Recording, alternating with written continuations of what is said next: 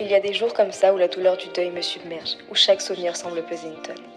Perdre quelqu'un, c'est comme perdre une partie de soi-même, un morceau de notre cœur arraché brusquement.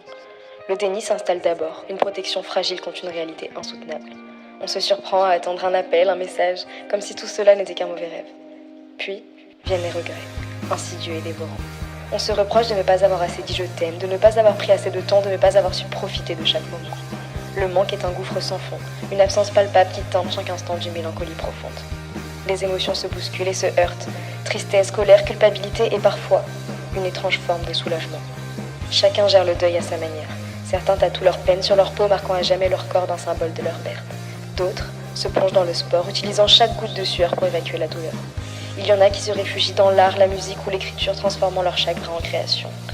D'autres encore se jettent à corps perdu dans le travail ou les études, essayant de combler le vide par une activité incessante. Et après le deuil, il y a cette phase incertaine, l'après. On réapprend à vivre avec cette absence, à cohabiter avec ce vide. Chaque jour devient un exercice de survie, une tentative de retrouver un semblant de normalité. Mais au fond, on sait que quelque chose en nous a changé à jamais. Le deuil, c'est cette cicatrice invisible qui nous rappelle la fragilité de la vie, l'importance de chérir chaque instant et d'aimer sans réserve.